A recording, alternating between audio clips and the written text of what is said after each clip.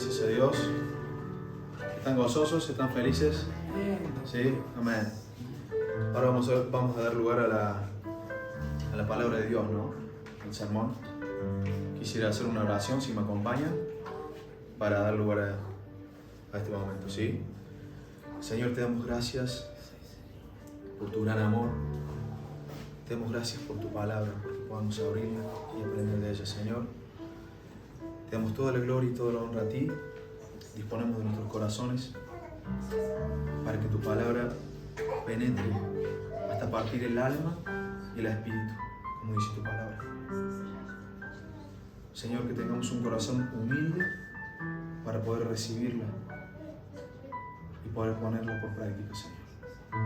En el nombre de Jesús, amén y amén. Damos lugar a la pastora Patria, que nos va a guiar. Amén.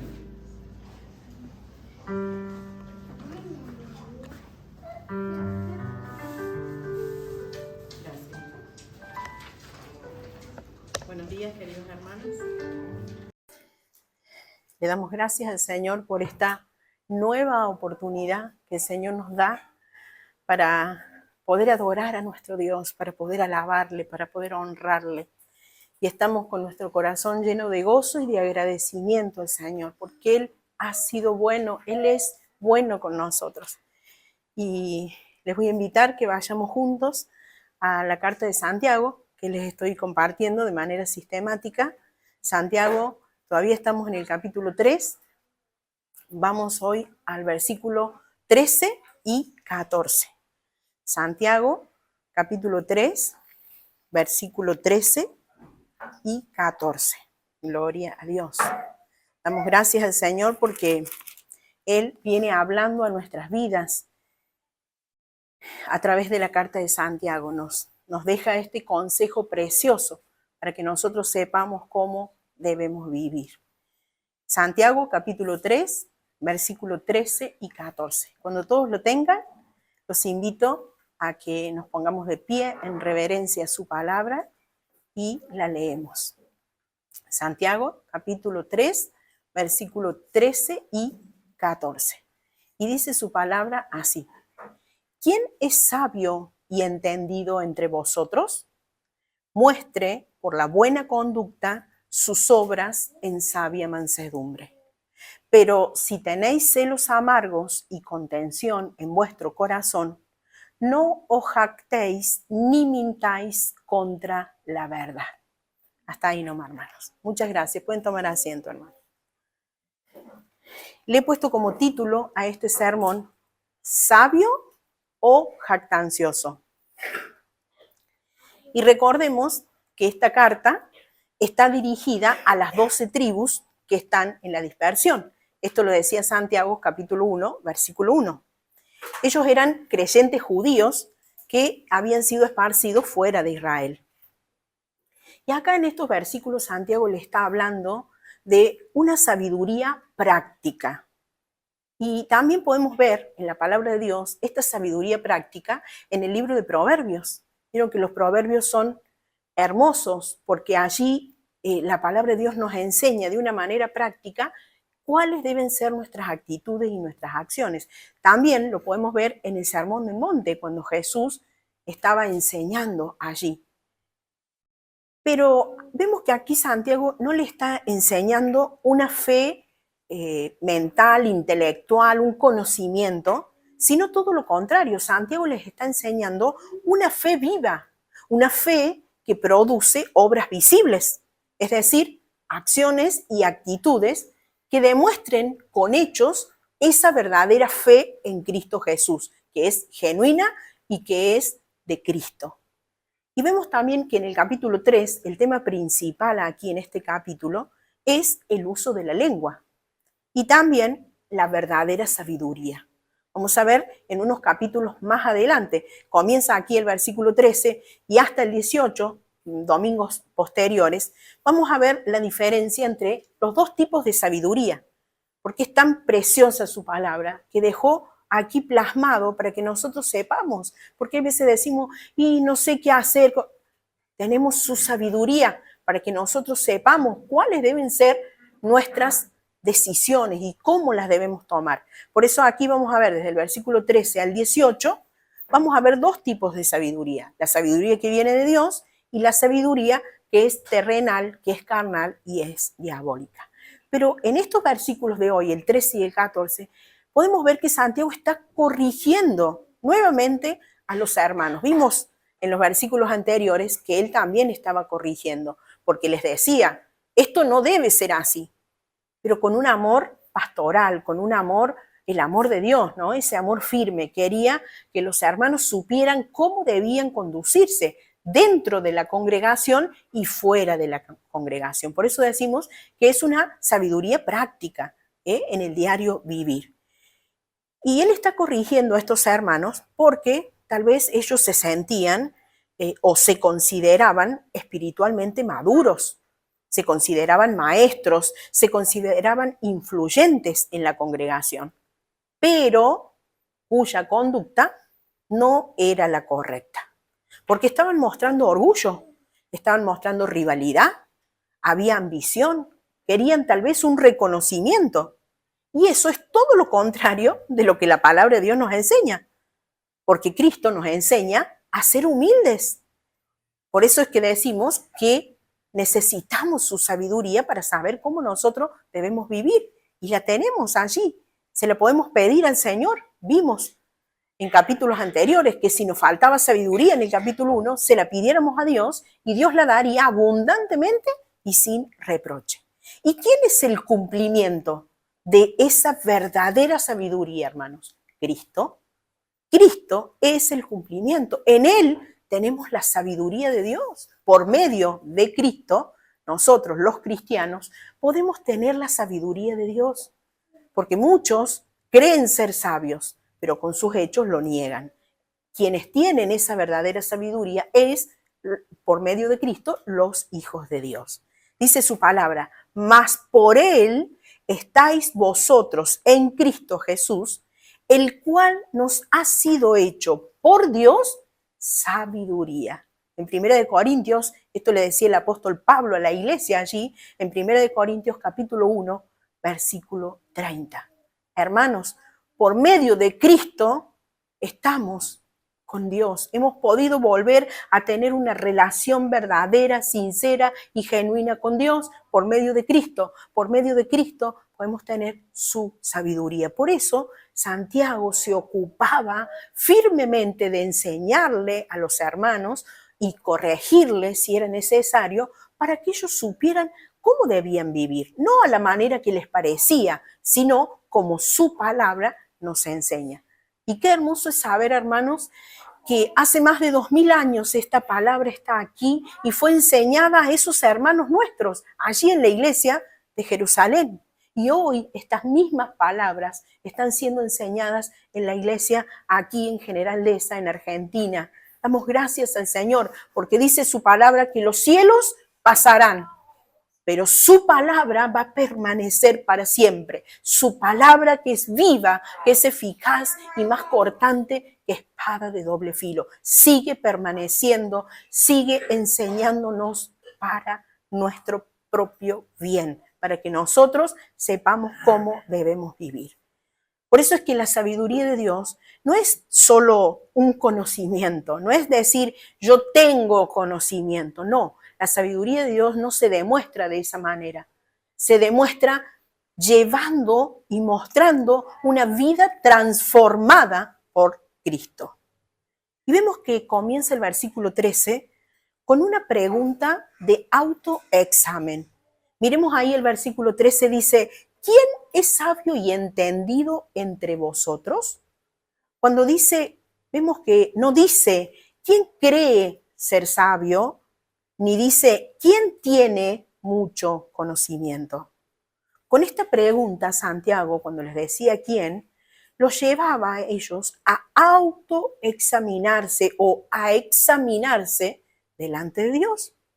Y vemos en la palabra de Dios que nos exhorta continuamente, constantemente a examinar nuestro corazón, pero también nos anima y nos exhorta la palabra de Dios a examinarnos a nosotros mismos si estamos en la fe, Esto también le decía el apóstol Pablo a la iglesia de Corintios. Esto lo vemos en 2 de Corintios, capítulo 13, versículo 5. Dice, examinaos a vosotros mismos si estáis en la fe. No dice que examine yo al hermano que tengo al lado, adelante, atrás, al pastor. No, dice a vosotros mismos. Cada uno debemos examinarnos a nosotros mismos. Y debemos ser sinceros, hermanos. Debemos ser genuinos y verdaderos, porque Dios lo sabe todo. Él nos conoce toda nuestra vida.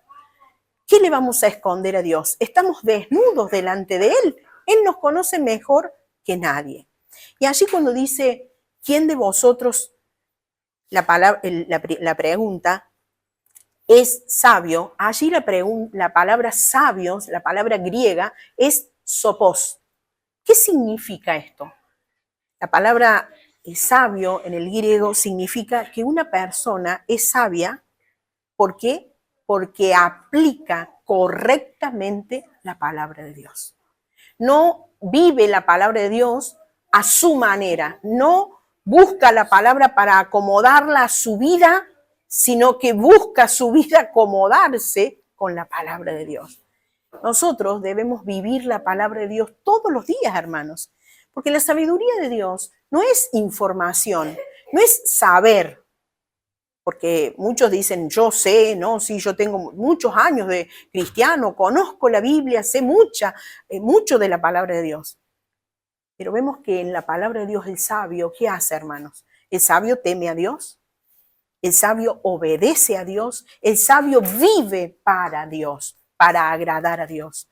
Dice su palabra que el temor de Dios es el principio de la sabiduría. Esto lo vemos en el libro de Proverbios, capítulo 9, versículo 10. El temor de Dios es el principio de la sabiduría. Así que si nosotros queremos ser sabios, hermanos, debemos temer a Dios. ¿Y qué es temer a Dios? Es amar lo que Dios ama y aborrecer lo que Dios aborrece. Porque alguien puede decir, como dijimos recién, y yo tengo mucho conocimiento, conozco de teología, conozco de hermenéutica, tengo todo el conocimiento que necesito. Yo ya no necesito más nada. Pero vemos que su vida no está de acuerdo con lo que dice conocer. Vive y actúa neciamente. Y vamos a ver ejemplos en la palabra de Dios. Porque muchos pueden decir, yo la conozco a toda la palabra de Dios, ya sé cómo tengo que vivir yo, pero ¿cómo viven? Vemos, por ejemplo, los fariseos. Conocían las escrituras a la perfección. Pero ¿qué hicieron los fariseos? Ellos rechazaron a Cristo, hermano. Porque la verdadera sabiduría de Dios nos lleva a Cristo. Esa sabiduría que ellos decían tener, no hubiera hecho que ellos rechazaran a Cristo. Ellos no creyeron en Cristo. Por eso, ¿cómo no le vamos a dar gracias al Señor, hermano? Que como estos hermanos nuestros allí en Jerusalén, en aquel tiempo, habían creído en Cristo. Por eso estaban siendo enseñados por Santiago para que pudieran poner en práctica esa sabiduría que ellos tenían. ¿Por qué? Porque por medio de Cristo podemos tener la verdadera sabiduría, la sabiduría que viene de Dios. Él, Cristo, es la perfecta expresión de sabiduría divina.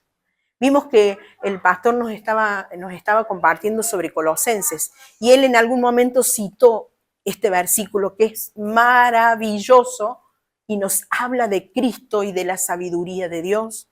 Dice su palabra allí en Colosenses 2:3, en quien están escondidos todos los tesoros de la sabiduría y del conocimiento. Colosenses 2, capítulo 2, versículo 3. Vemos que dice que en quien están escondidos algunos tesoros, no todos los tesoros de la sabiduría. Gloria a Dios, porque en Cristo tenemos todos los tesoros de la sabiduría de Dios y del conocimiento.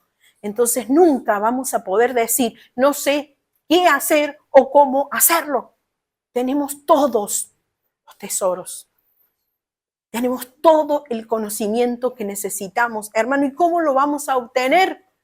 Yendo a la intimidad con Dios, yendo a la comunión con Dios, perseverando en el Señor, en su camino, en estar en reconocimiento a Dios todo el tiempo para saber qué debemos hacer. Vemos allí en la pregunta que hace cuando dice quién es sabio y entendido entre vosotros. Aquí cuando habla de entendido, está hablando de una persona experimentada, una persona que sabe distinguir, ¿no?, una cosa de la otra. Pero esto no es una inteligencia humana o una inteligencia terrenal, no. Es tener la sabiduría de Dios y poder comprender de manera práctica cómo debemos vivir. Porque tener conocimiento es saber algo. Ahora, tener entendimiento es saber aplicarlo. Porque muchos conocen, pero no lo viven. Saben cómo hacerlo, pero no lo hacen. Muchos conocen versículos de memoria y hasta te citan la Biblia de Génesis a Apocalipsis, pero viven poco lo que saben. Y debemos tener cuidado con eso. Cuando dice, ¿quién es sabio y entendido entre vosotros? Santiago le está hablando de ellos, de esos hermanos que estaban allí en la congregación, en la iglesia, de esa comunidad cristiana de ese momento. Porque había personas que estaban buscando reconocimiento, tal vez estaban buscando un lugar de preferencia. Y lamentablemente tenemos que decir que en estos tiempos sigue ocurriendo lo mismo. Lamentablemente, hoy muchos buscan el reconocimiento, muchos buscan una posición dentro de la congregación, buscan influencia, buscan admiración, en vez de estar buscando la gloria de Dios, en vez de querer siempre el reconocimiento para quien se lo merece. Él es el único que merece ser reconocido, que merece ser exaltado, que merece ser adorado. A Él le debemos siempre dar la gloria y la honra. Debemos ser cuidadosos con esto. Por eso Jesús nos dice que nunca querramos ser nosotros, que no te exaltes, porque su palabra dice que Jesús lo dijo así, porque el que se enaltece será humillado. Hermanos, siempre recordemos de dar toda gloria y toda honra al único que se la merece. Nunca busquemos exaltación nuestra. No, nosotros no somos nada sin Dios, hermanos. No merecíamos nada. Estamos destituidos de la gloria de Dios. Por eso es que todo nuestro agradecimiento y todo nuestro reconocimiento es para Él. Si algo bueno tenemos, es gracias a Cristo, a ese sacrificio de amor que hizo en esa cruz para que hoy podamos estar en comunión con nuestro Padre. Esto lo dijo Jesús, porque el que se enaltece será humillado, en Mateo capítulo 23, versículo 12. También su palabra nos dice que Dios resiste a los soberbios, pero da gracia a los humildes. Esto lo dijo el apóstol Pablo a la iglesia en aquel tiempo, en 1 de Pedro, capítulo 5, versículo 5. Dios mira de lejos al soberbio, dice su palabra, mas al humilde atiende de cerca. Hermanos, y nosotros tenemos el mejor ejemplo de humildad. Cristo Jesús es nuestro mejor ejemplo. Cuando dice, muestre por la buena conducta, allí la palabra muestre quiere decir que debe haber una evidencia, ¿sí? Debe verse. Esa fe verdadera, esa fe genuina que nosotros decimos tener y que estos hermanos también decían tener, debía producir fruto, un fruto visible, que se vea. Y recordemos que Santiago a estos mismos hermanos les había dicho en el capítulo 2 que la fe, si no tiene obras, es muerta. En el capítulo 2, versículo 17. Es decir, tenían que verse frutos de esa fe verdadera que decían tener en Jesucristo. La verdadera sabiduría, hermanos, se demuestra con fe, se demuestra, se ve. Y cuando dice por su buena conducta, está hablando de la manera de vivir, como ellos tenían que vivir a diario. No es la conducta solamente aquí el día domingo. Porque es fácil, acá venimos, adoramos a Dios, cantamos, oramos, pero la conducta nuestra debe ser de lunes a lunes, ¿sí? La de todos los días. ¿Y esto qué incluye? Esto incluye actitudes, acciones, decisiones, palabras, nuestro carácter. Porque la vida cristiana es una vida completa, no es la que tenemos en la iglesia. No, es todos los días, es integral. Y vemos que no solo Santiago en aquel tiempo le enseñaba a la iglesia de Jerusalén, sino que vamos a ver también el apóstol Pablo le enseñaba a los hermanos de Ponto, de Galacia, de Capadocia, de Asia, de Bitinia, que si nos ubicamos geográficamente, todo eso hoy es la actual Turquía. Y miren lo que les decía el apóstol Pablo a los hermanos de aquel tiempo también. Sed también vosotros santos en toda vuestra manera de vivir. No en algunas cosas, sino en toda vuestra manera de vivir. En 1 de Pedro, capítulo 1, versículo 15. Y esto también, hermanos, es aplicable para nosotros hoy, porque la palabra de Dios es actual. Su palabra se fue escrita hace miles de años, pero hoy la podemos disfrutar y podemos sacar esta riqueza, estos tesoros de la sabiduría de Dios. Así que damos gloria a Dios por su palabra. Cuando dice sus obras, recordemos que lo vimos a esto, que no son obras para salvación. Recordemos que la salvación es por gracia, ¿sí? Dijo el apóstol Pablo a la iglesia de Efesios, porque por gracia sois salvos. Pero esa fe que decimos tener en Cristo produce frutos. Sigue diciendo allí en Efesios capítulo 2, el versículo 9, porque somos hechura suya, creados en Cristo Jesús para buenas obras. La salvación es por fe, pero se tienen que ver nuestras actitudes, nuestras acciones, nuestro fruto, nuestras obras, que nosotros hemos sido salvos para hacer buenas obras. Por eso es que las obras son las que se ven y ellas dan una evidencia de esa transformación interna que hemos tenido de haber nacido de nuevo. Ya no somos lo que éramos antes.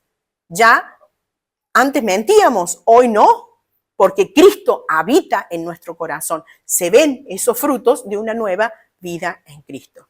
Y termina diciendo el versículo 13, en sabia mansedumbre. Y la mansedumbre en la palabra de Dios no es debilidad, no. Porque dice, ay, es manso, tiene una mansedumbre. No. Vemos el ejemplo de Jesús. Jesús dijo, aprende de mí, que soy manso y humilde de corazón. Mateo 11, 29. Jesús era humilde, era manso, pero era firme, ¿sí? Y Cristo es nuestro mayor y mejor ejemplo para la humildad, para la mansedumbre, para toda nuestra vida, ¿no? Y la mansedumbre podemos decir que es humildad rendida a Dios. Y el apóstol Pablo también le decía a los colosenses, esto lo vimos, el pastor nos compartió, todavía falta terminar de compartir, pero lo vimos en Colosenses capítulo 3, versículo 12. Recuerdan que el pastor nos compartía que debíamos vestirnos del nuevo hombre, desvestirnos del otro, del antiguo, del viejo, y vestirnos del nuevo. Bueno, el apóstol Pablo le decía a los colosenses, vestidos de humildad y mansedumbre. En Colosenses capítulo 3, versículo 12. Hermanos, no hay otra manera de poder vivir y ser humildes o ser mansos si no es por medio de Cristo. Por nuestra propia fuerza, por nuestra conducta, no lo podemos hacer por nosotros, es por medio de Cristo. Y una persona sabia, hermanos, no necesita presumir lo que sabe. Una persona sabia no busca exaltarse, no domina agresivamente. No vive para ganar discusiones, no. Una persona sabia reconoce que todo lo que él es, que todo lo que él tiene es gracias a Cristo. Y Cristo es nuestro modelo perfecto. Jesús se humilló voluntariamente, hermanos. Esto lo vemos en Filipenses, un texto muy conocido para nosotros todos los cristianos. En Filipenses capítulo 2, versículos 5 al 8, lo vamos a compartir todos juntos. Dice, esto le decía el apóstol Pablo a la iglesia de Filipos, le decía, haya pues en vosotros este sentir que hubo también en Cristo Jesús. ¿Cuál fue el sentir de Cristo Jesús? Miren cuál fue. El cual, gloria a Dios, siendo en forma de Dios, no escatimó, no estimó el ser igual a Dios como cosa a que aferrarse, sino que se despojó a sí mismo tomando forma de siervo, hecho semejante a los hombres, y estando en condición de hombre, se humilló a sí mismo, haciéndose obediente hasta la muerte, y muerte de cruz. Filipenses 2, 5 al 8. Vemos que en la palabra de Dios tenemos el ejemplo. Cristo, hermano, dejó la gloria del Padre, la gloria de Dios. Dios mismo vino a esta tierra a ser como uno de nosotros. Se humilló, no escatimó el ser igual a Dios, sino que vino como hombre y fue obediente. Entonces no tenemos por qué decir que no podemos. Si Jesús nos mostró con su ejemplo obediencia y humildad, tomemos ese ejemplo, seamos como Él.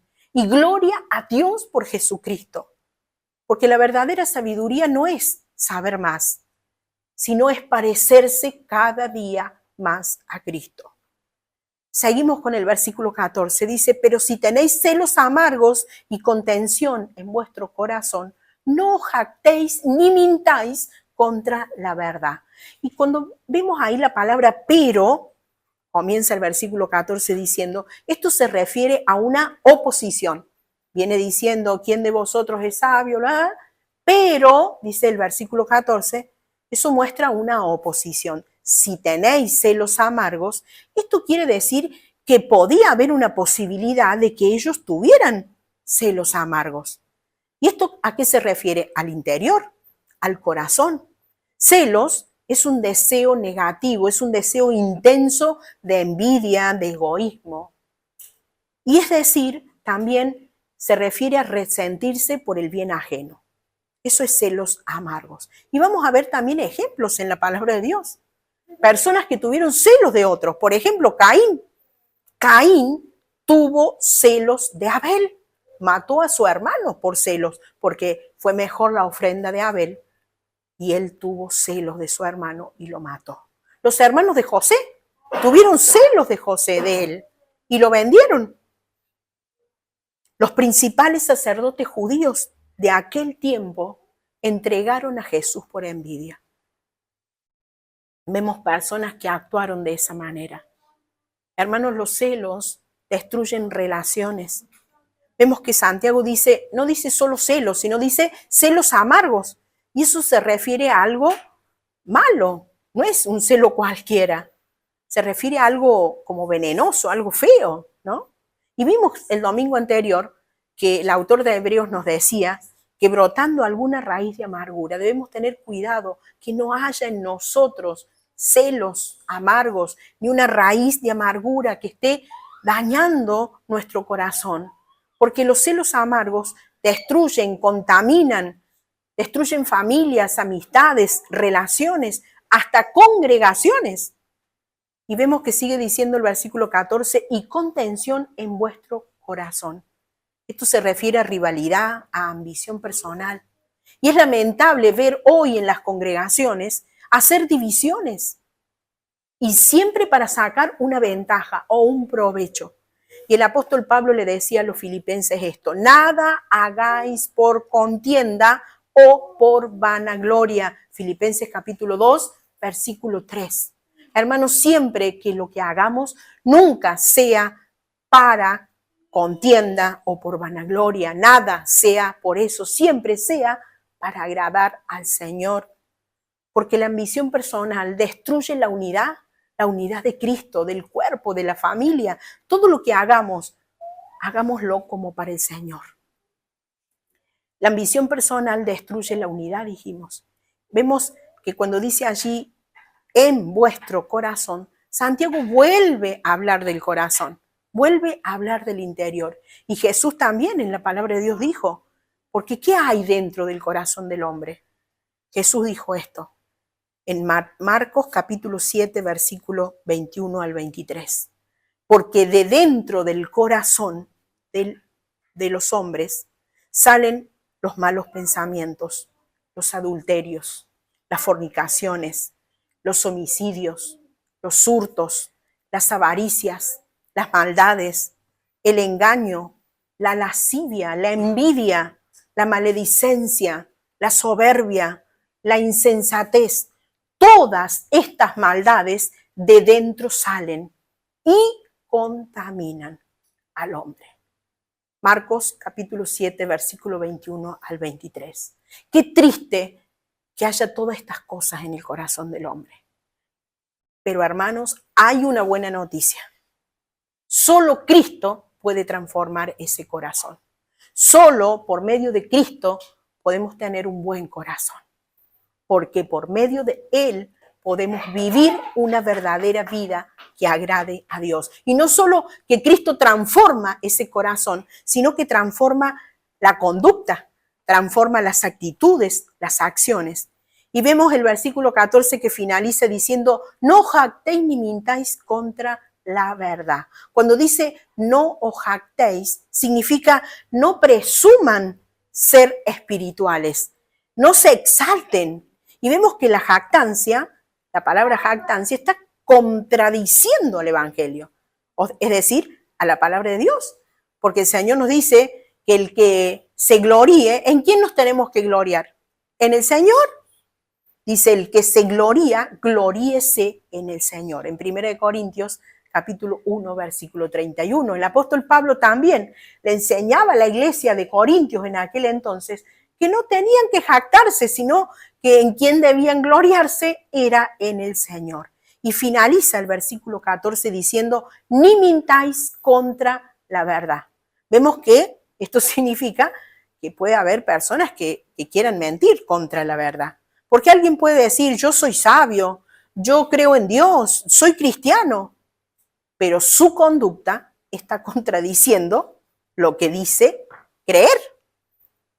Porque cuando alguien dice seguir a Cristo, pero vive en orgullo, vive en envidia, vive en celos amargos, o quiere un reconocimiento propio, su vida está contradiciendo lo que dice creer. Y Cristo nos mostró con hechos su humildad. Vimos en la palabra de Dios. Cristo nos mostró con hechos su amor, su servicio y su obediencia al Padre. Ahora, si hay orgullo, envidia, jactancia en tu corazón, ven a Cristo, arrepiéntete. Solo en Él encontrarás perdón. ¿Para qué? Para poder vivir una vida verdaderamente en Cristo. Porque la verdadera sabiduría no es aparentar ser espiritual, sino que es reflejar a Cristo en toda nuestra manera de vivir. Es decir, en cómo pensamos, en cómo hablamos, en cómo vivimos. Y no es aquí solo el domingo, o no es cuando nos están viendo los pastores o los hermanos, sino todo el tiempo, las 24 horas, de lunes a lunes.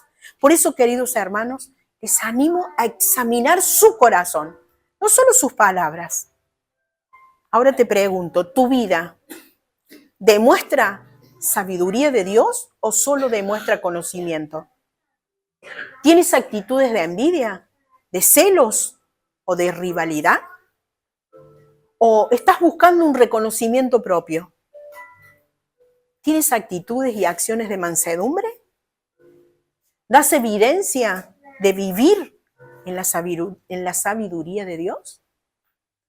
Les animo, mis queridos y amados hermanos, Iglesia de Cristo, a parecerse cada día a Cristo, a ser semejantes a Él, a seguir su ejemplo, ese ejemplo de humildad y de obediencia a Dios. Ánimo, queridos hermanos. Dios les bendiga. Esto es lo que quería compartir con ustedes. ¿Oramos? Señor, te damos gracias.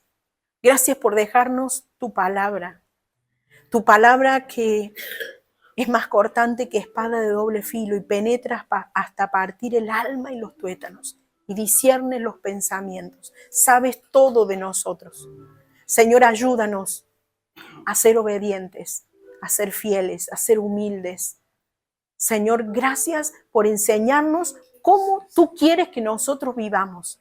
Gracias, porque queremos hacer tu voluntad. Por eso es que recurrimos a ti, porque eres el único que nos puede ayudar. Y danos tu sabiduría, esa sabiduría que viene de lo alto, esa sabiduría que viene de Dios, para vivir como verdaderos cristianos. En el nombre de Jesús. Amén. Gracias, Señor. Y así le entrego a Él.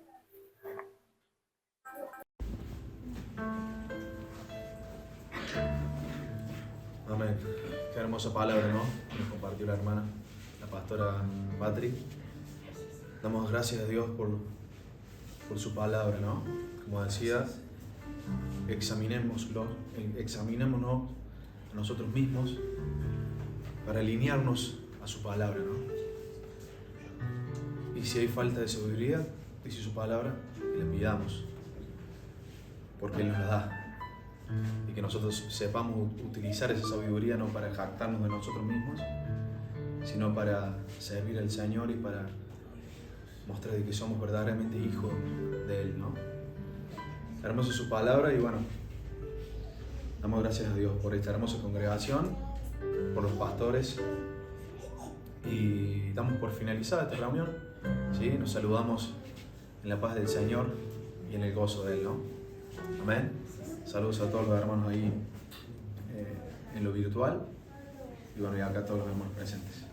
Amén. Bendiciones para todos.